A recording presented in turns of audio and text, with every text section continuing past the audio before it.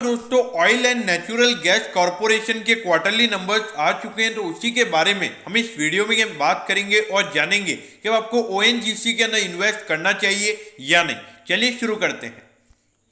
तो देखिए, यहाँ पर अगर हम सबसे पहले कंपनी के रेवेन्यू की अगर हम बात करें तो वो यहाँ पे 5% गिरकर 1,08,135 करोड़ का यहाँ पे कंपनी का टोटल रेवेन्यू इस क्वार्टर में निकल कर आया है। तो अगर आप देखोगे, जो कोविड की सेकंड वेव थी उससे यहाँ पे कंपनी के रेवेन्यू में हमें ज्यादा फॉल होता हुआ नजर नहीं आ रहा है, लेकिन जो प्रॉफिट का नंबर है वो हमें यहाँ पे 37% गिरकर 6,846 करोड़ का यहाँ पे कंपनी का टोटल रेवेन्यू निकल कर आया है। देखिए, ये 37% का इतना ज्यादा फॉल नहीं है। पिछले क्वार्टर में कंपनी का एक 2,000 करोड़ का एक कंपनी का एक एक्सेप्शनल आइटम यानी कि एक अदर इनकम थी, जिसकी वजह से एक वन टाइम ही थी, तो उसकी वजह से ये नंबर हमें ज्यादा दिखा था। अगर हम उसको हटा दे तो 15% ही यहाँ पे नेट प्रॉफिट हमें क्वार्टरली बेसिस पे गिरता हुआ नजर आ रहा है।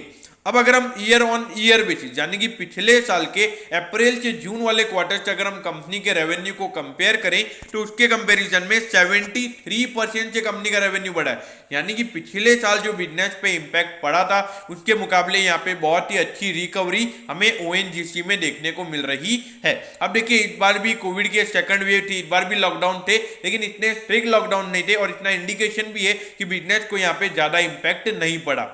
अब अगर प्रॉफिटेबिलिटी की बात करें तो अभी कंपनी को 6,846 करोड़ का प्रॉफिट हुआ है कि पिछले साल की सेम क्वार्टर में 1,085 करोड़ का यहाँ पे कंपनी को टोटल प्रॉफिट हुआ था। तो यहाँ पर अगर आप देखोगे ऑलमोस्ट 6 टाइम्स हमें यहाँ पे कंपनी का जो नेट प्रॉफिट है वो ईयर ऑन ईयर बेसिस पे बढ़ता हुआ नजर आ रहा है।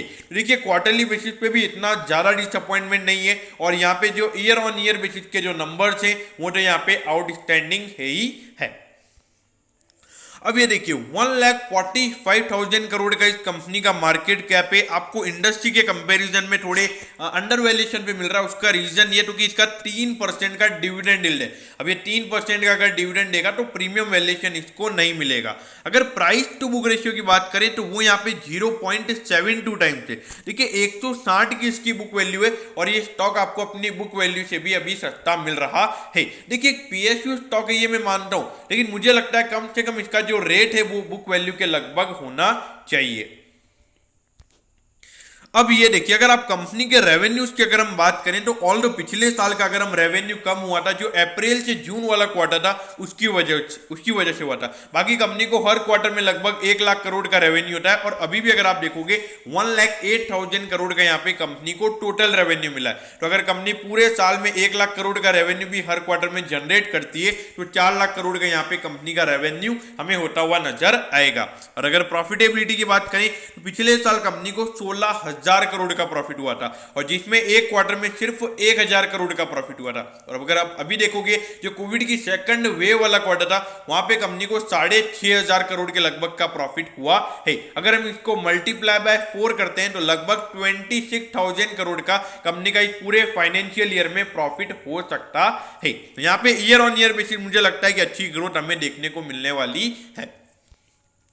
अब देखिए, 116 पे यहाँ पे ऑयल एंड नेचुरल गैस का स्टॉक अभी ट्रेड हो रहा है और 212 का इसका ऑल टाइम हाई है। तो ऑलमोस्ट 50% के लगभग ये अपने ऑल टाइम हाई से अभी आपको डिस्काउंट पे मिल रहा है। देखिए, ऑयल एंड नेचुरल गैस के फंडामेंटल्स में कोई भी इश्यूज नहीं है। ये गवर्नमेंट स्टॉक है, जिसमें मुझे आपको पता ही होगा अगर आप मेरे को फॉलो कर रहे हैं या सब्सक्राइब कर रखा है कि गवर्नमेंट स्टॉक के अंदर गवर्नमेंट कभी भी अपना स्टेक अगर बेच देता है तो वहां पर आपने उसको ऑल टाइम हाई से कंपेयर नहीं करना चाहिए, क्योंकि वहां पे जो सप्लाई है नंबर ऑफ शेयर्स का मार्केट में वो ज्यादा हो जाता है और जो प्रीमियम वैल्यूएशन स्टॉक को मिलना चाहिए या फिर थोड़ा भी अगर वैल्यूएशन स्टॉक को मिलना चाहिए वो वैल्यूएशन वहां पर नहीं मिलता है। तो इसीलिए एक इशू यहाँ पे बना रहता है। लेकिन तो भी एक ऑयल एंड नेचुरल गैस अच्छी कंपनी है, मुझे कोई डाउट नहीं है।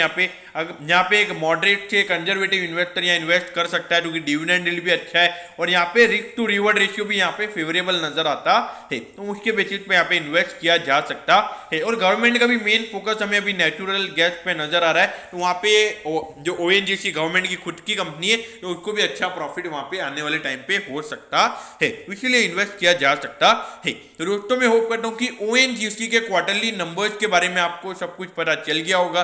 अगर आपकी कोई भी क्वेरीज है तो आप कमेंट कीजिए, मैं जरूर आपके कमेंट पर रिप्लाई करूंगा। ओके दोस्तों, thank you, have a nice day.